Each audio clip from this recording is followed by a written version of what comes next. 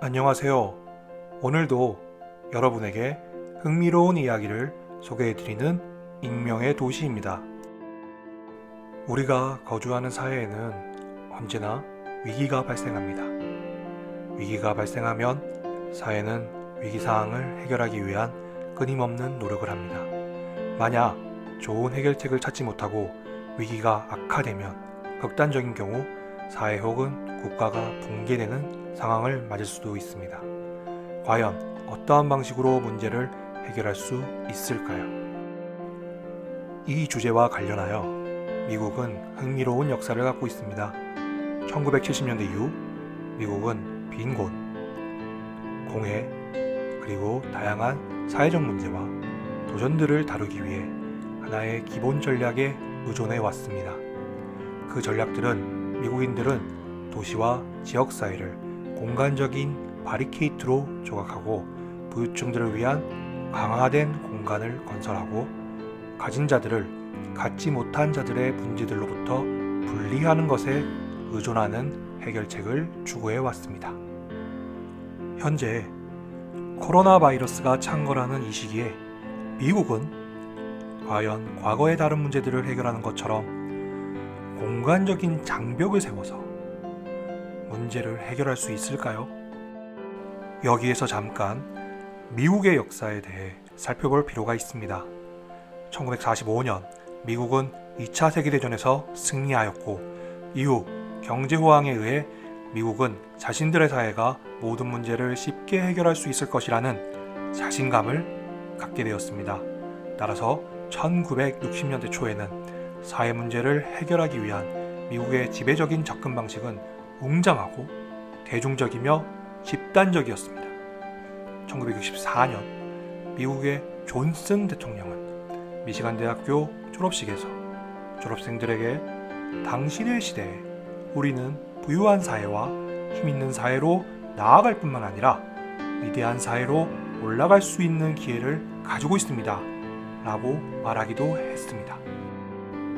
하지만 불과 몇 년 후 이 시각은 희미해졌습니다. 오염은 하늘을 흐릿하게 만들고 강을 유독하게 만들었습니다. 폭력 범죄는 주요 도시에서 급격하게 증가했고 폭동은 1965년부터 1968년까지 수백 개의 도시를 휩쓸었습니다. 안정된 일자리는 사라지고 빈부격차는 더 벌어졌고 빈곤과 자포자기는 도시거리에서 더욱 뚜렷해졌습니다. 이러한 상황에서 미국은 두 가지 선택권을 갖고 있었습니다. 한 가지는 불평등을 줄이고 번영하는 도시를 건설하기 위해 막대한 투자를 할 수 있고 도시 붕괴, 집중된 빈곤, 경제적 혼란, 격리, 오염, 폭력, 그리고 인종적 부정의의 문제를 해결하기 위해 함께 모일 수 있었습니다. 대신 미국은 다른 선택을 했습니다. 미국인들, 특히 미국 백인, 경제 엘리트, 그리고 그들의 정치 대표들은 더 이상 도시의 문제에 맞서기 위해 막대한 투자를 하는 것을 고려하지 않았습니다. 고착된 인종적 불평등을 줄이기 위해 과감한 조치를 취하는 대신 그들은 점점 더 다양한 도시 지역에서 인종적 분리를 유지하는 방법을 요청했습니다. 실업과 빈곤의 문제를 회피하고 그들은 증가하는 불평등과 국가 재정 절감의 시기에 그들의 경제적 이점을 보존할 방법을 모색했습니다. 그러나 이러한 접근 방식은 새로운 것이 아니었습니다. 20세기 초 짐 크로우 법, 인종차별적인 지역지구제 지정법령, 그리고 빨간 선으로 된 지역들이 인종분리를 유지하는 공간에 엄격한 경계를 만들기 위해 사용되었습니다. 2차 세계대전 후에는 주간 고속도로와 도시 재개발 사업은 같은 업적을 이루었습니다. 그것은 바로 문제가 있다고 생각하는 집단이나 지역을 주류 집단으로부터 격리시키는 조치였습니다. 오늘날에도 형태가 바뀌었을 뿐 이러한 공간적 분리는 지속되고 있습니다. 예를 들면 미국인들은 오래된 바리케이트인 감옥을 개조하여 우리 사회의 핵심 기관으로 만들었습니다. 수백만 명의 미국인과 젊은 유색 인종들을 주와 연방 감옥의 철장 뒤에 가두어 놓았습니다. 그리고 미국인들은 계속해서 우리의 공동체를 나누고 요새화시킬 새로운 방법들을 찾고 있습니다. 결국 그들은 지속적으로 공간적인 분리 전략을 취하고 있습니다. 예를 들어 애틀란타 북부의 도시의 경계 근처에 있는 주민들은 그들 자신의 시정부를 만들었고 그들과 옆 도시 사이에 행정적인 장벽을 형성했습니다. 그 도시는 조지아주의 샌디 스프링스이며 이 새로운 도시에서는 부유한 주민들이 더 이상 도시의 나머지 지역들과 세금을 공유하려고 하지 않습니다. 애틀란타는 이 도시를 도시의 도시철도망에 통합시키고 도시를 합병하려는 노력을 1966년부터 약 40여 년간 지속하고 있습니다. 그러나 샌디 스프링스의 주민들은 여전히 도시와 주변 지역 간의 분리를 유지하기 위해 철도 노선 확장을 거부하는 데 투표하고 있습니다. 다른 사례는 문자 그대로 장벽을 세운 곳입니다. 로스앤젤레스 서쪽의 작은 땅인 캘리포니아주 히든힐스는 현재 부유한 주민을 보호하는 문 뒤에 자리 잡고 있습니다. 2018년 11월 로스앤젤레스 외곽에서 화재가 발생했을 때 유명한 두 집주인인 케이니 웨스트와 킴 카다시안은 공공자원에 의존하지 않기로 결정하고 대신 개인 소방관들에게 그들의 재산과 장벽 뒤의 이웃을 보호하라고 요구했습니다. 그것은 전국적인 현상의 극단적인 예입니다.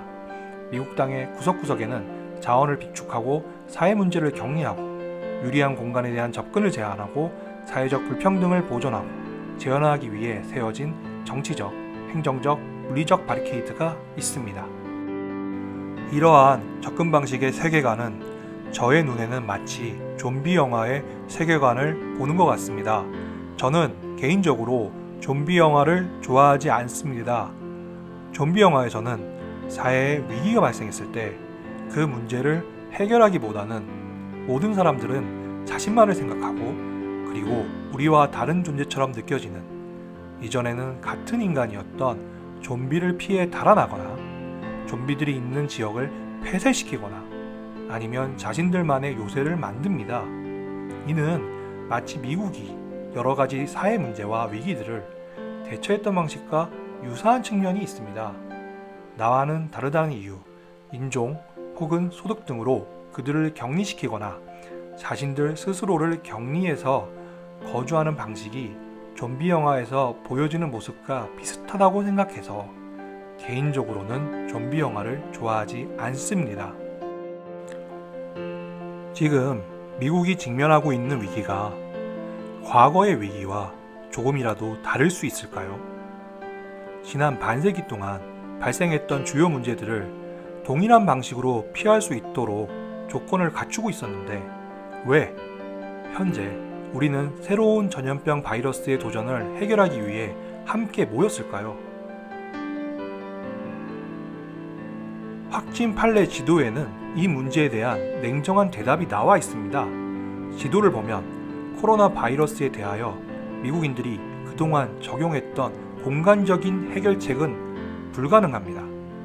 바이러스는 도처에 있으며 곧 모든 미국인들의 삶에 직접적인 영향을 미치게 될 것입니다. 그 질병은 공간적인 바리케이트와 집단의 경계를 허물었습니다. 그것은 우리가 함께 모일 수밖에 없게 만들었습니다. 그러나 좋은 소식이 있습니다. 좋은 소식은 미국이 테러의 위협과 2008년의 금융 붕괴와 같은 위기에 대처하기 위해 국가적인 노력으로부터 증거를 확보했다는 것입니다. 이는 비록 그러한 대응들이 느리거나 불완전하더라도 미국인이 함께 모여서 국가적인 노력에 대응하는 것이 여전히 가능하다는 것을 암시합니다. 또한 미국인들은 이 문제가 미국의 불평등을 강화하기 위해 수십 년 동안 세워온 바리케이트를 뛰어넘을 때만 그렇게 할 수 있다는 것을 인식해야 합니다. 이것은 분명히 그러한 종류의 문제입니다. 만약 미국이 코로나 바이러스에 대항하기 위해 필요한 집단적 힘을 모을 수 있다면 아마도 그것은 우리 인류에 대한 가장 기본적인 사실을 상기시켜 줄 것입니다. 그 사실은 우리의 운명은 서로 밀접하게 연결되어 있다는 점입니다. 일단 코로나 바이러스가 퍼지는 것을 멈추면 우리는 세계적인 불안과 극심한 불평등, 그리고 기후변화에 계속되는 실존적 위협에 직면하게 될 것입니다. 여기에서 잠시 한국에 대한 이야기를 잠깐 해보겠습니다. 미국과 달리 한국은 그동안 많은 어려움들을 함께 힘을 모아서 극복해 왔습니다. 해방과 6.25 전쟁 이후 눈부신 경제성장을 이룩했던 한국은 1990년대 말 IMF 사태의 위기를 맞았을 때 모든 국민들이 자신들이 소유한 금을 자발적으로 기부하여 빠른 기간 내에 경제적 위기를 극복하였습니다. 그리고 서해안 기름 유출 사고 때도 연 인원 100만 명 이상의 국민들이 자발적으로 봉사활동에 참여하여 환경오염을 극복했던 적도 있습니다. 이렇듯 언제나 위기 시에 전 국민이 단합하여 해결해온 경험이 있습니다. 비록 서로의 이해관계에 차이가 있고 지역 간의 갈등이 존재해도 어려울 때는 항상 단결하는 모습을 보여줍니다. 이는 그들이 그들 사이의 차이를 인식하고 공존하려는 노력의 일부입니다. 결국 이 바이러스는 미국인들에게 그들이 직면하고 있는 도전을 집단적으로 해결할 수 있는 다른 방법이 있다는 것을 보여줄 것입니다. 앞에서 설명한 것처럼 미국은 이러한 사회적 문제나 위기를 직면하였을 때 문제가 되는 지역이나 집단을 격리하거나 배제하는 방식으로 문제를 해결해 왔습니다. 그러나 이러한 방식은 문제의 근본적인 해결이라기보다는 대증요법에 가까운 방식입니다. 결국 중요한 것은 한 사회 혹은 국가 내에서 우리 모두는 연결된 존재라는 것입니다. 과연 이번 코로나 사태는 미국인들에게 그들이 문제를 해결하는 방식의 전환을 가져오게 될까요? 아니면 여전히 자신들의 기존의 접근 방식을 유지하게 될까요? 이 점 역시 이 코로나 바이러스 사태에 대해 우리가 통찰해야 할 하나의 이슈가 될 것은 분명합니다. 지금까지 시청해 주셔서 감사합니다. 이상 익명의 도시였습니다. 여러분의 구독과 좋아요는 컨텐츠 제작에 큰 도움이 됩니다.